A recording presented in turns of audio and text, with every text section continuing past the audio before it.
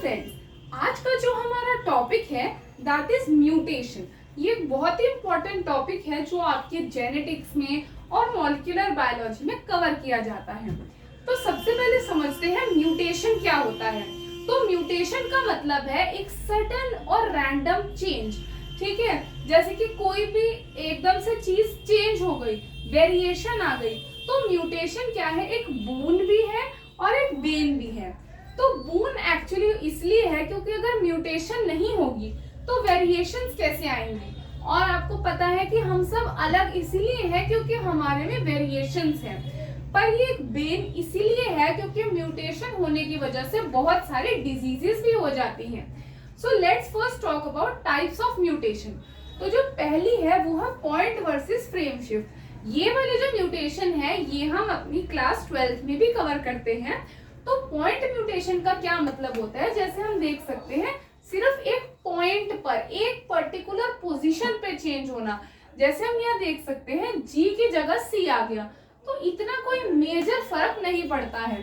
Point mutation generally होती है substitution की वजह से, जहां पर एक की जगह दूसरा न्यूक्लियोटाइड सपोज आ गया, तो होगा क्या, अब आपको पता होना चाहिए, मतलब सपोज ए की जगह बी आ गया, तो आपको पता होगा कि तीन जो है वो मिलकर एक कोडॉन जो है वो कोड करते हैं, राइट। तो यहाँ देख सकते हो कि सिर्फ इसी में तो फर्क पड़ेगा, ओवरऑल प्रोटीन में फर्क नहीं पड़ेगा। तो इसलिए पॉइंट म्यूटेशन मींस एक पर्टिकुलर जगह पे सब्स्टिट्यूशन होना, एक से दूसरे का आ जाना इस सब्स्टिट्यूशन।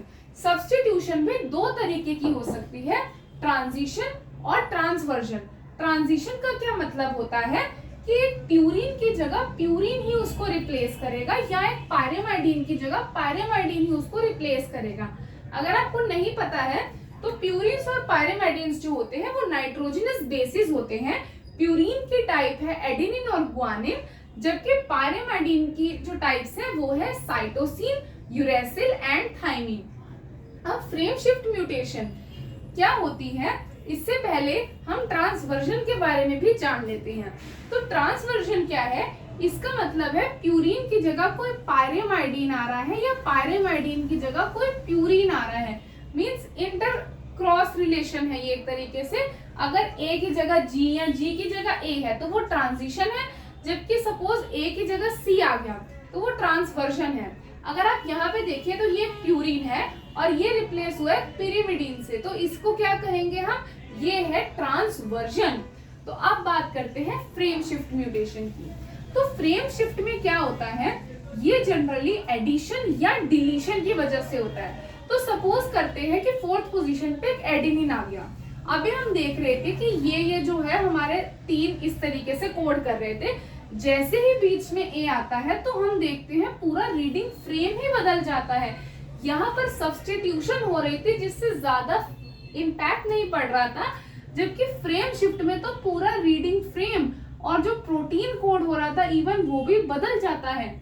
आपके पॉइंट म्यूटेशन की क्लासिकल एग्जांपल होती है सिकल सेल अनीमिया।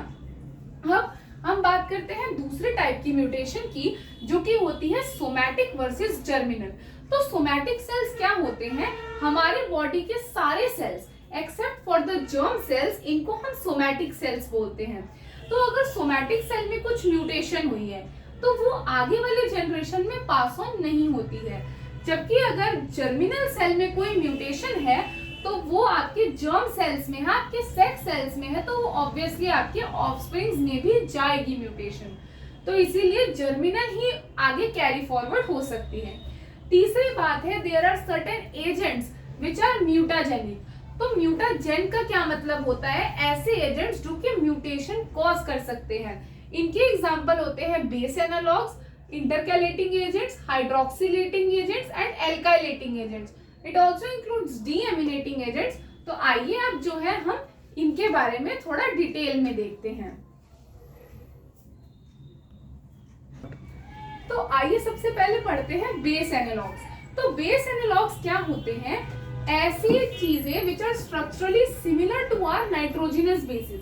अब क्या होता है, नाइट्रोजनस बेसिस की ये इतनी सिमिलर होती हैं कि ये फिर जाकर क्या करेंगी, मिसमैच करेंगी। कि जैसे अगर कोई स्ट्रक्चर है जो एडेनिन के सिमिलर है तो उसकी प्रोबेबिलिटी है कि वो जाके ग्वानिन से बाइंड कर लेगा या फिर किसी और से मिसमैच कर लेगा। नॉर्मली हमें पता है कि एडेनिन जो है वो थाइमिन से बाइंड करता है।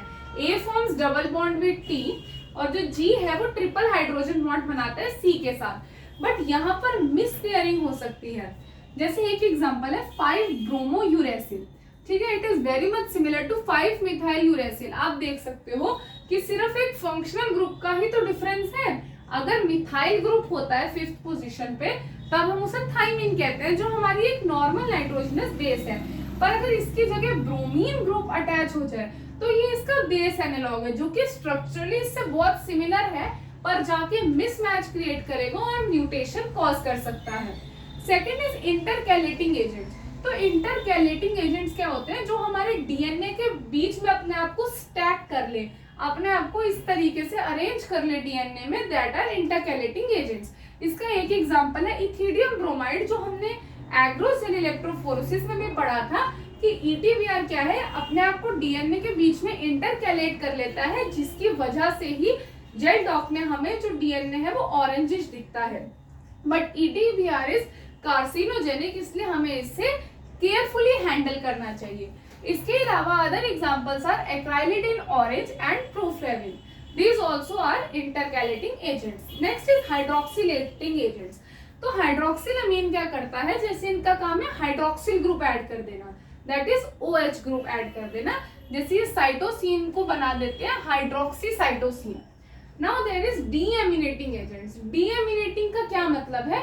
कि जो अमीन ग्रुप का यानी कि NH2 ग्रुप का रिमूवल करे, ये करवाता है नाइट्रस एसिड। और ये आपको याद होना चाहिए क्योंकि डायरेक्टली आपसे एमसीक्यू में पूछा जा सकता है। एडेनिन के डीएमिनेशन से बनता है हाइपोजेंथिन, गुआनिन के डीएमिनेशन से बनता है जेंथिन, साइटोसिन के डीएमिनेशन से बनता है यूरेसिल एंड 5 मिथाइल साइटोसिन के डीएमिनेशन से बनता है thymine. Last agent is alkylating agents. ये क्या करते हैं? कोई एल्काइल ग्रुप ऐड करते हैं और आपकी जो भी बेस होगी उसको बल्कियर बना देंगे और हैवी कर देंगे। Examples is MMS, that is methyl methane sulphonate या इथाइल मीथेन सल्फोनेट या फिर नाइट्रस ऑक्साइड। अब है next type of mutation, that is spontaneous versus induced. Spontaneous जैसे कि नाम से ही पता चल रहा है कि खुद ब खुद हो गई, लेकिन इंड्यूस्ड क्या होता है कि आप जबरदस्ती म्यूटेशन को इंड्यूस करवा रहे हो, आप म्यूटेशन करवाना चाह रहे हो। तो म्यूटेशन हम एजेंट्स की हेल्प से करवा सकते हैं, जिन्हें हम म्यूटाजेंस कहते हैं। ये एजेंट्स है तो केमिकल्स हो सकते हैं जो कि हमने अभी पढ़े, या फिर ये फिजिकल हो सकते हैं जैसे कि आयनाइजिंग रेडिएशन और नॉन आयनाइजिंग रेडिएशन। तो आयनाइजिंग रेडिएशन क्या होती है? जो हमारी बॉडी के डीप अंदर तक जा सकती है, जैसे कि एक्सरेज। आप सुनते होंगे कि ज्यादा एक्सरे करवाना भी अच्छी बात नहीं है, क्योंकि वो आपकी डीप टिश्यूज में भी एंटर कर सकते हैं। एक होती है non ionising radiations, for example ultraviolet rays. Ultraviolet rays भी म्यूटाजेनिक है क्योंकि ये आपका थाइमिन डाइमर बना सकती है, which is not normal. Then biological agents भी हो सकते हैं जैसे कि वायरसेस, ये भी तो म्यूटेशंस कॉज करते हैं। स्पॉन्टेनियस में either there can be oxidative damage, जो रिएक्टिव ऑक्सीजन स्पीशीज होती है जैसे परऑक्साइड, सुपर ऑक्साइड, इनकी वजह से म्यूटेशन हो सकती है। या फिर टॉटोमेरिज्म, जैसे कि मान लो किसी की कीटो फॉर्म ज्यादा स्टेबल है तो वो इनॉल बन जाए या अमीनो से इमीनो बन जाए, तो ये पूरा स्ट्रक्चरल फैक्टर्स को चेंज कर सकती है और म्यूटेशन कर सकती है। Last mutation type is forward versus reverse. Forward क्या होता है कि जनरली हम यही देखते हैं कि एक वैरायटी है जो कि वाइल्ड टाइप है। वाइल्ड टाइप मींस नॉर्मल, जैसी वो अपनी नेचुरल कंडीशन में होती है, तो उसमें कोई म्यूटेशन हुई और वो एक म्यूटेंट फिनोटाइप बनाती है, ये तो फॉरवर्ड है। रिवर्स या बैक म्यूटेशन क्या होती है कि एक वैरायटी थी जो म्यूटेंट थी, पर वो म्यूटेट होकर अब वापस से वाइल्ड टाइप में आ गई, this is reverse mutation. I hope you like this video. If you like this, please do share it and subscribe to our channel.